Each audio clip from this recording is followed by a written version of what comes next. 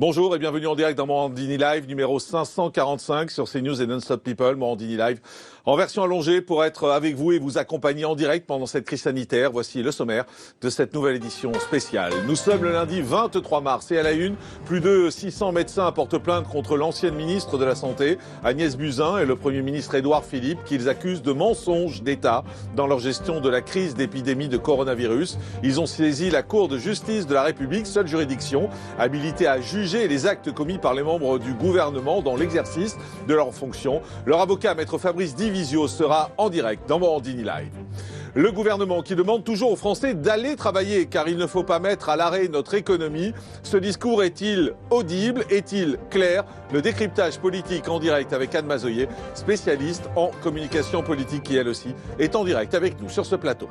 La folie autour de la chloroquine que certains estiment être un médicament miracle face au virus. Certains sont prêts à tout pour se la procurer depuis quelques jours. Mais attention au risque, ce médicament n'est pas inoffensif. En direct sur ce plateau, le docteur Philippe Sopena, médecin généraliste. Alexia Laroche-Joubert, positive au coronavirus, c'était il y a 15 jours. La célèbre productrice de télé s'en est sortie et elle va témoigner en direct dans Morandini Live dans un instant pour nous expliquer comment tout s'est déclenché et dans quel état d'esprit elle est. Florence Berthelot, directrice déléguée générale de la Fédération nationale des transports routiers, sera également en direct avec nous pour nous parler du malaise des transporteurs qui ont de plus en plus de mal à effectuer leur travail pourtant nécessaire et ils doivent effectuer ce travail dans de bonnes conditions. La situation se tend également dans les prisons où la crainte d'une contagion est très forte en raison de la proximité. Joachim Pueyo, ancien directeur de la prison de Fresnes, sera lui aussi en direct dans Morandini Live. Sa molécule est désormais testée sur 3200 patients dans 7 pays européens. L'hydroxychloroquine. Un dérivé de la chloroquine, ce médicament contre le paludisme utilisé par les voyageurs depuis plus de 70 ans.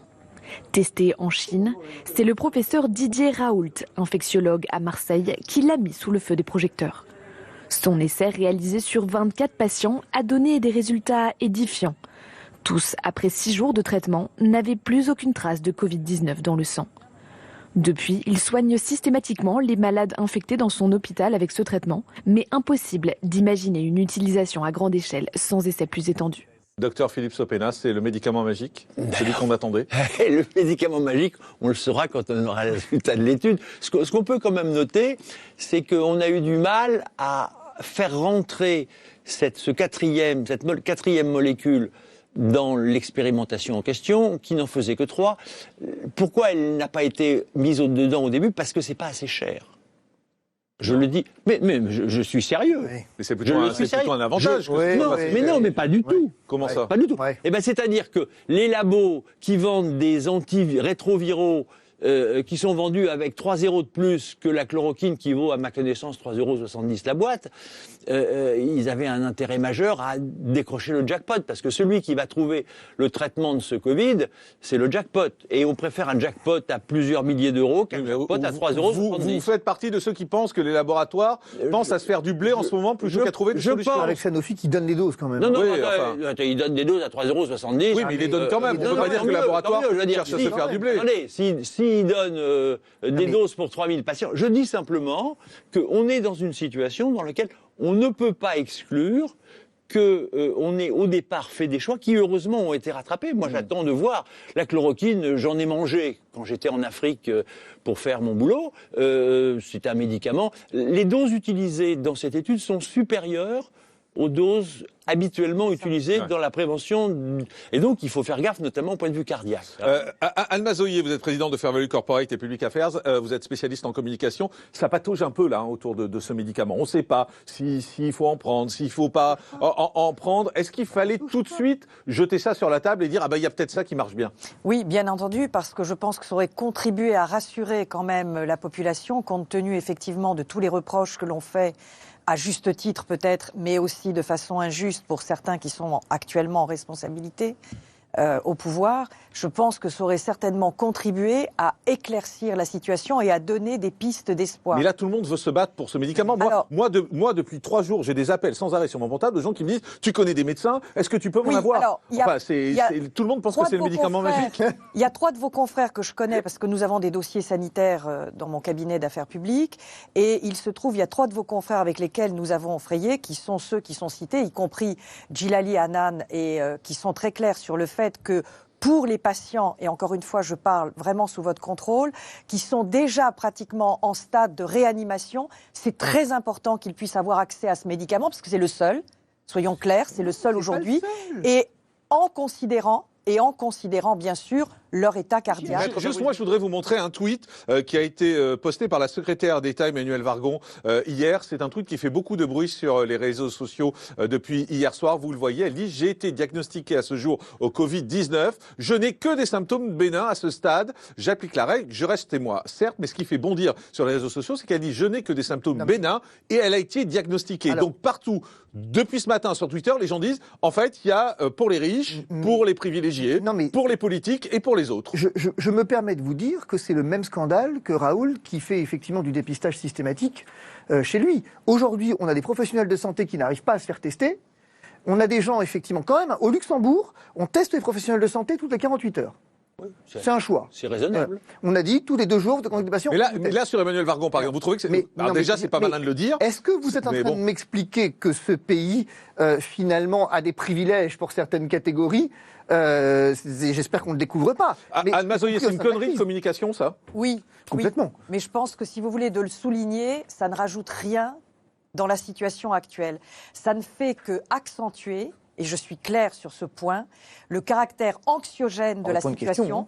Et je vois vraiment pas ce que ça rajoute là, maintenant. C'est lui qu'il faut le dire. Elle a fait une erreur, c'est sûr. Voilà. Enfin, il y en a quand même pas mal si de vous voulez, il y a peut-être d'autres sujets un peu plus préoccupants. Je veux dire par là pourquoi je partage votre peut-être votre révolte. Non, pas colère, mais votre révolte. Non, mais c'est maladroit. Mais il faut faire attention en ce moment, quoi, parce que franchement, le problème, c'est que vous n'allez pas aujourd'hui leur dispenser des cours de communication. Le problème réel, et vous avez raison de l'accentuer, mais néanmoins, la situation est telle qu'aujourd'hui, qu'est-ce que ça va, quand je dis que ça, qu'est-ce que ça va rajouter, ce n'est pas pour essayer de créer un peut-être que le prochain secrétaire d'État, le prochain ministre ne le fera pas. Oui, mais le prochain, ça sera dans 6 mois. Pourquoi, excusez-moi, je voudrais juste terminer. Pourquoi aujourd'hui, si vous voulez, alors que tout le monde est conscient de ce problème, et vous avez raison, est-ce que ça va accroître le nombre de tests ? Non, malheureusement. Eh ben, je suis pas d'accord. Donc ça veut dire qu'il n'y aura pas, il n'y aura pas de rapport de cause à effet. Eh bien, je suis pas d'accord. Je suis pas d'accord à 2 titres. D'abord, je me fous royalement des problèmes de communication. Elle tweet ce qu'elle veut. Moi, ce qui me gêne, c'est pas qu'elle. Non, écoutez-moi. Ce qui me gêne. Non. Moi, je suis pas un communicant. Ce qui me gêne, c'est pas qu'elle le dit, c'est qu'elle les fait. Faut pas se tromper de débat non plus. Je dis attendez, on va pas se tromper. Moi, ce qui est plus grave, c'est pas de le dire, c'est de le faire. Ce qui est grave, c'est qu'elle ait accès à un test, alors qu'effectivement, auquel on n'a pas accès. Faut pas se tromper, auquel monsieur qui est médecin n'a pas accès. C'est ça qui me pose problème. Qu'elle le dise si ça l'amuse, qu'il soit complètement dingue en termes de com. Ça va changer, maître, dans la réalité. Je vais vous dire ce que ça va changer. Je vais vous dire ce que ça va changer. Dans la vraie vie. Non, mais je vais vous dire ce que ça va changer. Vous venez de dire que c'était corrélé au business et que je ne vois pas comment, à moins de mettre. C'est ce que j'ai entendu tout à l'heure, puisque c'était lié à certains laboratoires ou certains industriels. Il y a du business autour de ça, en fait. Il y a du business autour de ça, mais attendez, non. Laissez-moi juste terminer mon raisonnement. Comment voulez-vous qu'en 24 heures, 48 heures, puisque c'est le temps que vous donneriez aux autorités pour essayer d'infléchir la situation. Non, alors les autorités, elles ont eu 3 mois pour infléchir la situation. Alors justement... Attendez, pardon. Attendez, elles ont eu 3 mois pour infléchir la situation. Depuis le début... Non mais, c'est pas un problème compliqué, madame. C'est que depuis le début, on nous fait une guerre de communication. Vous n'êtes pas à la barre du tribunal, vous n'êtes pas devant la cour mais je suis devant personne, madame. Donc, très clairement, si vous voulez être clair vis-à-vis des téléspectateurs, il faut dire les choses. Eh ben, je vais dire les choses. On ne va pas passer du jour au lendemain de 2000, comme vous le disiez très justement, docteur, c'est déjà compliqué de passer de 2000 à 4000, on ne va pas passer à 15 000 tests en 24 heures. Je vais vous dire les choses. Or, les téléspectateurs vivent au jour le jour. Alors, les téléspectateurs, je vais vous dire les choses. Il paraît qu'il faut dire les choses, je vais vous les dire les choses. On a eu une gestion calamiteuse d'une crise sanitaire que tout le monde a annoncé, que j'ai annoncé ici, et à plusieurs endroits, j'ai expliqué très nettement ce qu'allait se passer. Avec l'expérience de l'Italie, ça s'est produit puissance 10. Moi, j'accompagne des professionnels de santé tous les jours qui effectivement vont travailler la peur au ventre, qui sont pas capables de se faire dépister, alors je vais vous dire, les problèmes de communication, mais c'est le dernier de mes problèmes. Ben non, ce que je note. Mais si. communiquer Mais non, bien, Il aurait fallu arrêter de communiquer et agir. Une crise, ça se communique pas. On agit. C'est ça le problème. C'est qu'on n'a pas arrêté de communiquer dans cette crise. Et on n'a rien fait. Depuis le début, j'écris. Depuis le début, je publie des tribunes. Depuis le premier jour, je dis faites des tests. Depuis le premier jour, je dis professionnels de santé, on va au drame. Et personne m'a entendu. Alors oui, je m'énerve. Et croyez bien que c'est pas une plaidoirie, que c'est vraiment un cri du cœur où à un moment donné, on met des soignants en danger, on met des populations en danger. Cela étant, calme revenu, ce que je peux vous dire, madame, c'est une réalité absolument substantielle. C'est que c'est pas un problème de 48 heures. Estrosi a été traité, des députés ont été testés, d'autres ministres ont été testés, Jacob a été testé. Aujourd'hui, quand on est député de la République ou ministre de la République, on est mieux traité quand on est soignant et quand on va sauver des vies. C'est eux, il paraît, les soldats. On m'a pas arrêté de me parler de guerre. On les applaudit tous les soirs à 20h, mais pourquoi faire, finalement, à la fin? Alors, juste là-dessus, on va s'arrêter un instant là-dessus, parce que Laurent Nunez était dans le 20h de France 2 vendredi. Et il a dit qu'il n'y avait pas de problème de masque en France. Eh ben, il est seul. Alors écoutez, on l'écoute et vous commentez après. Alors d'abord, effectivement que ces masques sont indispensables pour les personnels soignants, personne ne dit le contraire. Oui, mais ils sont... Ces masques donc ils sont livrés très régulièrement et les personnels des EHPAD font partie des personnels cibles. Mais vous reconnaissez qu'il en manque? Les personnels soignants dans les hôpitaux. Et le ministre non, je ne reconnais pas qu'il en manque. Le ministère nous en avons parlé d'ailleurs ce matin même encore au Conseil de défense. Ces masques sont en cours de livraison. Pour la plupart d'ailleurs des départements, ils ont été acheminés. Et évidemment, vous savez, la France a conservé une capacité de production des masques, ce qui est très rare dans le monde finalement. Nous avons aussi une capacité d'importation. Et le président de la République a souhaité, il nous a incité à le faire, il incite l'appareil productif français aussi à développer une fabrication de masques qui puissent répondre, notamment des masques chirurgicaux, qui puissent répondre aux fameuses normes AFNOR pour augmenter la production de masques et servir les personnels soignants. Mais croyez bien que c'est le cas. Hier encore, dans de nombreuses pharmacies, des masques ont été livrés à l'intention notamment de la médecine de ville. Parce que ce sont des personnels soignants qui sont au contact de malades et qui, effectivement, ont besoin de ces masques. Voilà. Maître Fabrice Division. Lui, il faut le frapper. À un moment donné, il faut le frapper. On ne dit pas, voilà. Si, on le dit. C'est une expression. Non, c'est une expression, mais enfin, pardonnez-moi, mais c'est un menteur invétéré. Est-ce que vous vous posez la question de savoir si Madame Buzyn a eu raison? Est-ce que c'était le moment de balancer au monde entier d'ailleurs, mais au monde du journal, que finalement, elle savait tout, n'a rien dit. Est-ce qu'on se pose cette question?